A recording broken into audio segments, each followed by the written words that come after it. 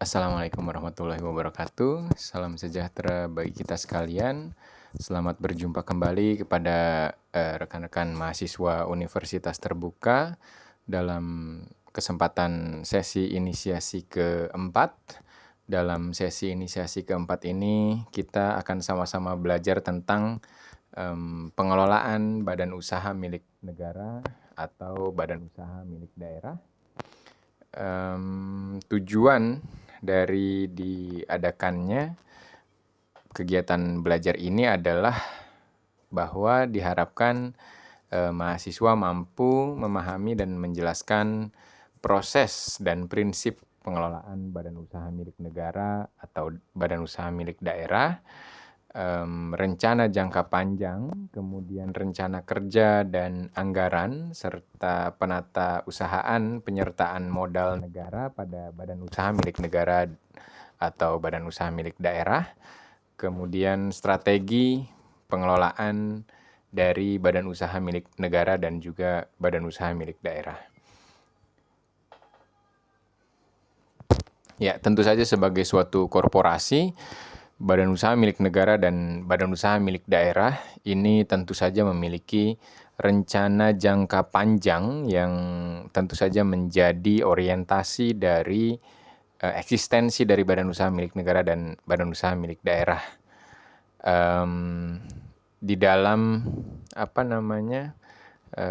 tujuan jangka panjangnya, badan usaha milik negara dan atau badan usaha milik daerah ini memiliki visi misi yang relate atau relevan dengan tujuan negara dan juga pemerintah, baik pemerintah pusat untuk BUMN dan pemerintah daerah untuk badan usaha milik daerah, yang mana bermuara pada kesejahteraan umum atau kesejahteraan rakyat begitu. Tentu saja ini memerlukan sejumlah strategi, kemudian sinkronisasi terhadap kebijakan dari pemerintah, kemudian juga memiliki program kegiatan yang jelas dan terukur ya, matriks sasaran yang juga valid dan terukur, serta asumsi proyek keuangan atau proyeksi keuangan yang juga reliable dan realistis ya tentu saja. Rencana kerja badan usaha milik negara dan atau badan usaha milik daerah ini sekurang-kurangnya memuat rencana kerja perusahaan, kemudian anggaran dari perusahaan, kemudian proyeksi keuangan pokok perusahaan, proyeksi keuangan pokok anak perusahaan, dan RUPS atau rapat umum pemegang saham. Hal itu selanjutnya di follow up melalui penyampaian dan pengesahan RKAP dan RKA PUKK ya. Oke, sebagaimana kita ketahui bahwa badan usaha milik negara dan badan usaha milik daerah ini berarti porsi kepemilikan dari masing-masing perusahaan tersebut itu lebih besar dimiliki oleh pemerintah. BUMN untuk pemerintah pusat dan BUMD untuk pemerintah daerah. Ini diatur dalam Peraturan Pemerintah Republik Indonesia Nomor 44 Tahun 2025 tentang penyertaan modal negara pada BUMN. Kemudian penyertaan modal ini juga merupakan semacam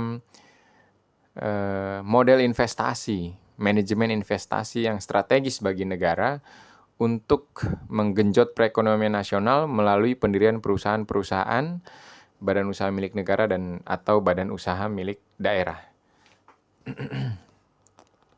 Kemudian terkait dengan strategi pengelolaan badan usaha milik negara dan atau badan usaha milik daerah, biasanya diawali dengan identifikasi problematika dalam proses pengelolaan atau manajemen BUMN dan BUMD, baik internal maupun eksternal. ini perlu mendapatkan fokus perhatian dalam rangka pengembangan badan usaha milik negara dan juga badan usaha milik daerah. Kemudian berlanjut kepada sasaran peningkatan pengelolaan BUMN, ya, dari pengidentifikasian masalah, kemudian itu disimulasikan untuk membuat sasaran peningkatan, ya, pengelolaan BUMN. Jadi kita temukan masalah, kemudian mereka akan mencoba untuk menyelesaikan masalah itu dan bounce back begitu, mencoba untuk meningkatkan proses pengelolaan atau proses manajemen BUMN. Kemudian setelahnya arah kebijakan peningkatan pengelolaan BUMN dituangkan dalam kebijakan-kebijakan corporate, ya, untuk BUMN, didukung oleh kebijakan-kebijakan yang tentunya dikeluarkan oleh pemerintah pusat maupun pemerintah daerah untuk mendukung setiap program atau tujuan dan sasaran yang telah ditetapkan oleh badan usaha milik negara dan atau badan usaha milik daerah. Ini tentu saja bermuara pada upaya untuk meningkatkan performa BUMN, ya, agar lebih dapat mampu mengakomodir kehendak dari pemerintah yang mana tentu saja berujung pada kesejahteraan rakyat.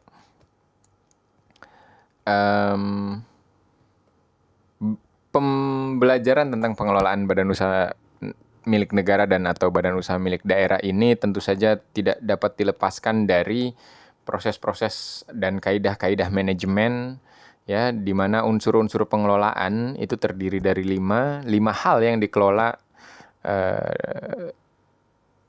atau 5 elemen, ya, atau unsur, ya, yang dikelola oleh BUMN dan BUMD. Yang pertama adalah sumber daya manusia, kemudian modal atau keuangan atau anggaran atau dana, kemudian mekanisme, prosedur, metode, ya. Kemudian yang keempat itu adalah mesin atau alat atau, ya, peralatan, ya, mesin-mesin yang diperlukan atau peralatan-peralatan yang diperlukan oleh badan usaha milik negara dan atau badan usaha milik daerah. Dan yang kelima adalah market, ya, atau pasar. Jadi BUMN dan BUMD ini perlu mengatur dan mengelola kelima unsur tersebut agar mereka dapat menunjukkan performa yang optimal. Ya, sebagaimana kita ketahui bahwa problematika dalam pengelolaan BUMN dan atau BUMD ini adalah bahwa sejauh ini pengelolaan yang mereka lakukan itu tidak efektif, ya, tidak efektif karena tidak banyak berefek kepada postur APBN dan juga postur APBD. Kebanyakan BUMN dan BUMD silahkan dicek di berbagai sumber bahwa performa mereka bisa dikatakan tidak baik-baik saja, dan kontribusi terhadap anggaran pendapatan belanja negara dan anggaran pendapatan belanja daerah ini sangat minim, ya.